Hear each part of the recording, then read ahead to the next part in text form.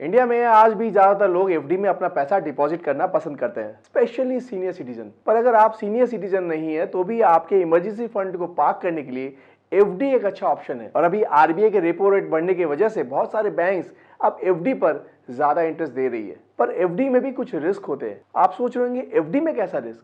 FD तो सबसे safe investment option होता है। गलत।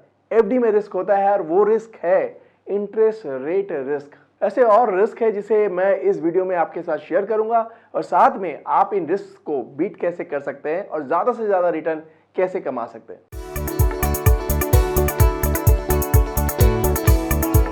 हेलो नमस्कार, welcome to the brand new video. मैं हूं अमित राठी, आपका अपना सर्टिफाइड फाइनेंशियल प्लानर। तो चलिए जानते हैं कि एफडी करने में आपको क्या रिस्क हो सकता है। सबसे पहला है इंटरेस्ट रेट रिस्क। इसे एक एग्जांपल से समझते हैं। जैसे मान लीजिए आपने 5 लाख रुपए की एफडी करवाई है 5 साल के लिए और तब इंटरेस्ट रेट था 5%। अब अगले ही साल इंटरेस्ट रेट बढ़कर 6% हो गए। पर क्योंकि आपने ये एफडी 5 साल के लिए करवाई है तो आपको 5% ही इंटरेस्ट रेट मिलेगा। यहां आपको आने वाले 4 सालों में 1% का इंटरेस्ट का लॉस होगा। अब आप सोच रहे होंगे कि इसे बचने के लिए हम 1 साल का एफडी करवा लेते हैं, पर यहां पर भी रिस्क है। मान लीजिए आपने 1 साल के लिए एफडी में इन्वेस्ट किया था 6% से और अब नेक्स्ट ईयर आपकी एफडी मैच्योर होने वाली है, पर अब इंटरेस्ट रेट गिरकर 5% हो गए तो आपको अब एफडी पर कम इंटरेस्ट रेट मिलेगा। यही अगर आपने 5 साल की एफडी करवाई होती तो आपको 6% ही मिलता। तो यहां पे भी आपका इंटरेस्ट लॉस हो सकता है। दूसरा रिस्क है लिक्विडिटी का।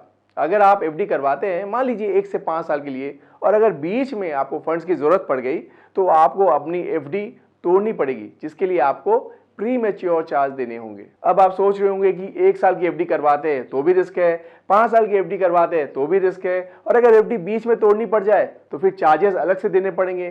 तो इन सब का सोल्यूशन क्या है? एक तरीका है जो ये सारे प्रॉब्लम सॉल्व कर सकता है और आपको एफडी पर ज्यादा से ज्यादा रिटर्न मिल सकता है, और वो तरीका है एफडी लैडरिंग।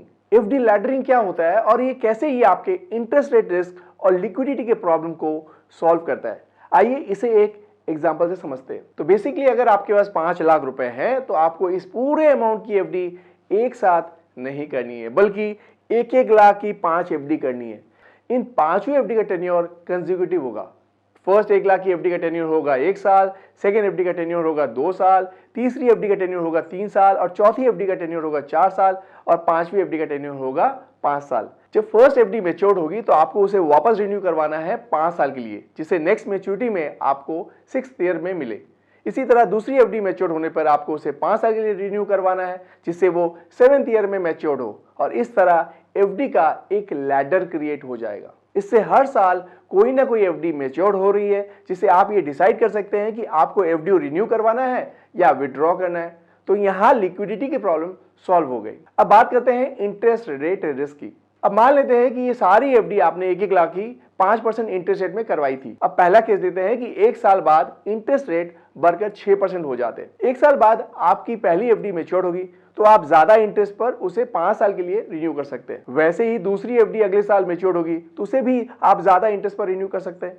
इससे आपका इंटरेस्ट लॉस काफी कम हो गया। अगर आगे इंटरेस्ट रेट और भी इंक्रीज होता है तो आपका उसका बेनिफिट भी मिल जाएगा, क्योंकि हर साल किसी एफडी की मैच्योरिटी डेट है जिसे आप ज्यादा इंटरेस्ट पर रिन्यू करवा सकते हैं। अब दूसरा केस, अगर 1 साल बाद एफडी का इंटरेस्ट रेट गिरकर 4% हो जाता है। 1 साल बाद जो पहली 1 लाख की एफडी मैच्योर होगी सिर्फ उसे रिन्यू करने पर आपको 4% का इंटरेस्ट मिलेगा। बाकी के 4 लाख पर आपको 5% का ही इंटरेस्ट मिलेगा। पहली एफडी मैच्योर होने पर आपके पास ये ऑप्शन रहेगा कि आप इसे कहीं और इन्वेस्ट कर सकते हैं या जहां आपको 4% से ज्यादा रिटर्न मिल रहा हो। तो इस तरह एफडी का इंटरेस्ट रेट गिरने पर भी आपको कम से कम इंटरेस्ट लॉस होगा। और 5 साल की एफडी करवाने का एक और फायदा है, जितना अमाउंट आपने एफडी में 5 साल के लिए इन्वेस्ट किया है उसको आप एटीसी में डिडक्शन ले सकते हैं। एटीसी की मैक्सिमम डिडक्शन लिमिट है 1,50,000 रुपए। अब आप समझ गए होंगे कि कैसे एफडी का लैडर क्रिएट करके मैक्सिमम इंटरेस्ट रेट कमाया जा सकता है। रिस्क को और कम करने के लिए आप ये एफडीज अलग अलग बैंक में भी करवा सकते हैं। आपको जो भी डिपॉजिट होते हैं बैंक में, जैसे सेविंग्स अकाउंट, करेंट अकाउंट या एफडी में, इन सबको आरबीआई इंश्योर करती है। मतलब अगर आपका बैंक कल को डिफॉल्ट कर दे तो आरबीआई आपको पैसे देगी, लेकिन ये इंश्योरेंस लिमिट है 5 लाख की। ये लिमिट बैंक वाइज देखी जाती है। अगर आपने सेम बैंक के अलग अलग ब्रांच में, ये सेम ब्रांच में भी अलग अलग एफडी खुलवाई है तो आरबीआई टोटल 5 लाख की कवर देगी।